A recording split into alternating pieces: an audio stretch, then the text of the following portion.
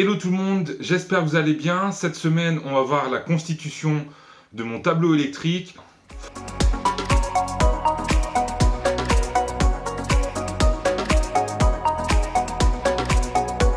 Aujourd'hui, je vous explique comment constituer son tableau électrique. Tout d'abord, quel tableau choisir, quel disjoncteur choisir et comment répartir les différentes lignes. Contrairement à ce que l'on pourrait penser, le choix du tableau en lui-même se fait en dernier. Du coup, on y reviendra un peu plus tard. On va commencer par déterminer le nombre et le type de disjoncteur nécessaire. Pour ça, personnellement, je procède par pièce. Et c'est la méthode que je vous conseille. Je liste toutes les pièces du logement et pour chaque pièce, je regarde ce qui est nécessaire. La méthode que je vous donne, c'est absolument pas la plus économique. Simplement, moi je fais le choix de la praticité et de la sécurité. J'applique forcément la norme, donc la norme NFC 1500 qui régit l'électricité à l'intérieur du logement.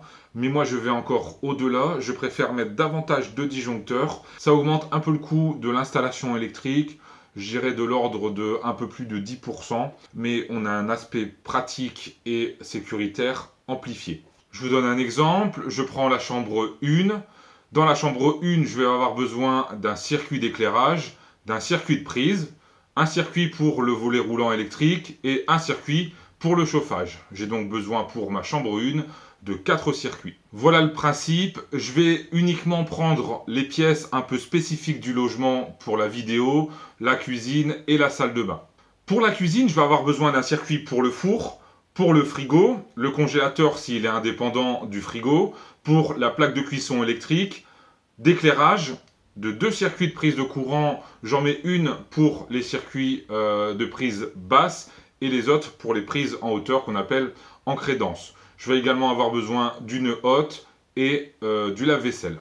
Pour la cuisine, je vais donc avoir besoin de 8 circuits. Je prends maintenant l'exemple de la salle de bain. Un peu comme dans toutes les pièces, je vais avoir besoin d'éclairage. Je vais y mettre un sèche-serviette électrique. Moi, j'y mets le lave-linge, le sèche-linge, un volet roulant électrique et un circuit de prise de courant. Pour la salle de bain, j'ai donc besoin de 5 circuits électriques. Voilà comment je procède pour déterminer pour chaque pièce ce dont j'ai besoin et de connaître le nombre total de disjoncteurs. Maintenant, on va voir le calibre du disjoncteur, comment le choisir. Est-ce que je vais devoir mettre du 10 A, du 16 A, du 20 A, etc. Je commence par le plus petit calibre, 2 A. Sur les 2 A, on met la VMC, la hotte, la première partie du ballon d'eau chaude.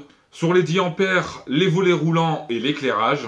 Sur le 16 A, je mets le sèche-serviette, le lave-linge, le sèche-linge, le frigo, le congélateur, le lave-vaisselle, la porte de garage électrique, le poêle, une partie du ballon d'eau chaude. Je mets également le chauffage sur du 16 A, simplement parce que chez moi, je mets un chauffage, un disjoncteur. Donc chaque chauffage a son disjoncteur, donc je peux mettre du 16 A.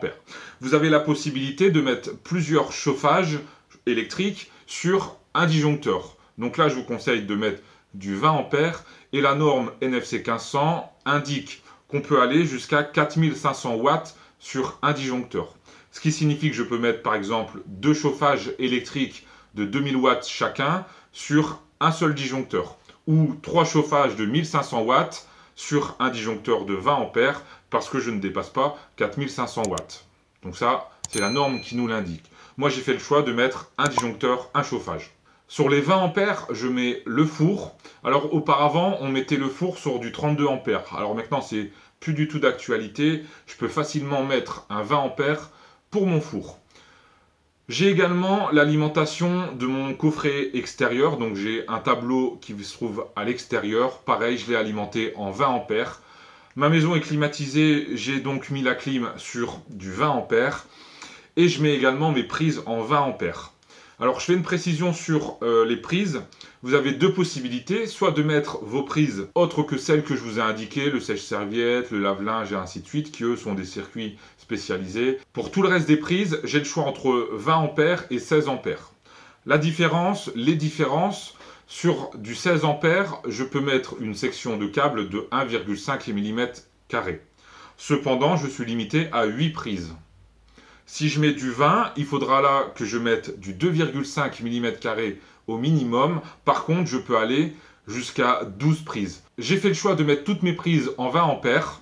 J'ai donc mis du 2,5 sur tous mes circuits de prise.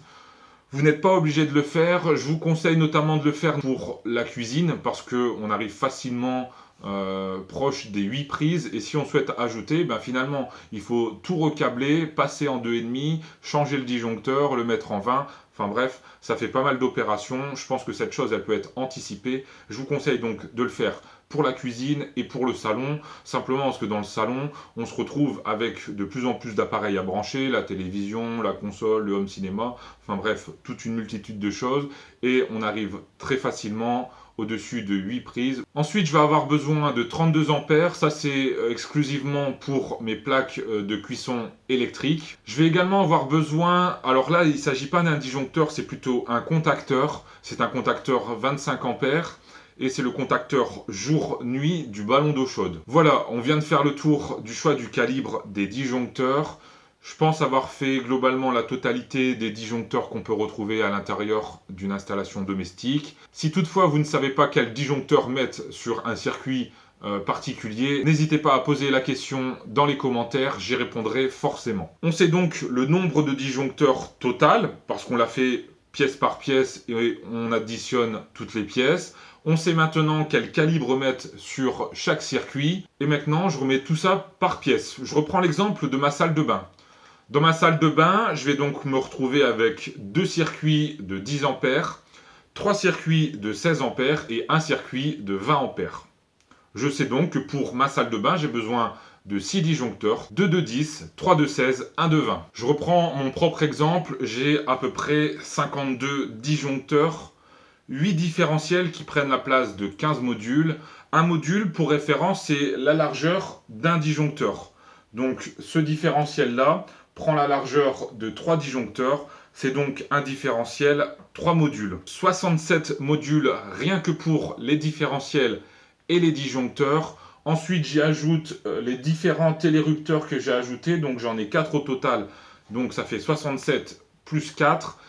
Un contacteur jour-nuit qui se trouve ici. Et je dois ajouter une prise modulaire qui prend 3 modules. Donc une prise modulaire, c'est une prise qu'on met à l'intérieur du tableau électrique. J'arrive donc à un total de 75 modules sur la totalité de mes équipements de mon tableau électrique. La norme me demande de laisser 20% de libre. Simplement, si dans le futur je dois ajouter des éléments, que je puisse le faire. Donc le tableau que j'ai pris, c'est oui un gros tableau, ça c'est indiscutable. C'est même un tableau qui n'est pas vraiment conçu pour le domestique, qui est plus quelque chose dans le milieu professionnel, mais finalement c'est rien d'autre que du plastique et des rails. Ce tableau-là me permet 96 modules. Donc j'ai 4 lignes de 24 modules chacune. Donc 4 fois 24, j'arrive à 96. Donc j'ai choisi mon tableau finalement à la fin, une fois avoir déterminé tous les disjoncteurs que j'avais besoin, tous les différentiels que j'avais besoin, et ainsi de suite. Donc voilà, je vous montre concrètement ce que ça donne sur mon tableau électrique. Je vais vous expliquer rapidement comment j'ai constitué mes lignes. Tout d'abord, j'ai 7 différentiels qui répartissent la totalité de mes disjoncteurs. Et l'idéal, c'est de pouvoir optimiser chaque différentiel et donc d'essayer de mettre 8 disjoncteurs à chaque fois. Pour rappel, vous ne pouvez pas aller au-delà de 8 disjoncteurs pour un différentiel. Peut-être que vous avez vu, je n'ai absolument pas parlé du choix du différentiel, simplement parce que j'ai déjà fait une vidéo qui traite du différentiel. D'ailleurs, elle fonctionne très bien, elle vous plaît beaucoup. Donc je vous invite à aller la visionner. Comme ça, en visionnant cette vidéo plus celle du différentiel, vous pourrez constituer votre tableau dans la totalité. Donc la première ligne, je ne vous en parle pas tout de suite. On va commencer par celle-ci. On voit que j'ai un différentiel là et que j'ai ajouté 8 disjoncteurs. Donc simplement pour optimiser les choses, en prenant sur mon papier les différentes pièces que j'ai constituées et le nombre de disjoncteurs par pièce, j'additionne simplement des pièces pour obtenir un nombre de disjoncteurs égal à 8. Par exemple, ici, les 3 premiers correspondent à mon entrée. Donc, j'ai mis les prises de courant, le chauffage et l'éclairage. Les 5 autres correspondent à ma salle de bain. Donc là, j'ai mis ma salle de bain sur la seconde partie de mes 8 disjoncteurs. Donc on y retrouve ce que je vous ai cité tout à l'heure, les prises de courant, le sèche-linge, le lave-linge, le sèche-serviette et l'éclairage. J'ai fait exactement la même chose sur mon second différentiel. J'ai réparti en pièces. Donc ici, j'ai 3 pièces. Les 3 premiers correspondent à mon bureau. Les 3 suivantes correspondent au séjour. J'ai un télérupteur. Et les 2 derniers correspondent à un couloir qui donne sur l'arrière de ma maison. Et donc j'ai également un télérupteur. Et on voit que j'ai pu mettre 8 disjoncteurs. J'ai pu mettre 3 pièces sur une même ligne, d'où l'importance de bien poser ça sur papier et de voir combien j'ai de disjoncteurs par pièce, ce qui me permet d'optimiser au mieux les différentiels. Donc là, sur ma première ligne, avec mes 2 différentiels, j'ai mis déjà 5 pièces. Je vous mets pendant quelques instants la constitution complète de mon tableau. Peut-être que ça vous aidera à déterminer ce qui est nécessaire dans une pièce ou dans une autre. Donc voilà, c'est la réplique de mon tableau. Il alimente quasiment la totalité de ma maison. J'ai simplement un second tableau bien plus petit qui alimente mes 2 chambres de l'étage. On se retrouve la semaine prochaine pour une nouvelle vidéo. En attendant, je vous souhaite une excellente semaine.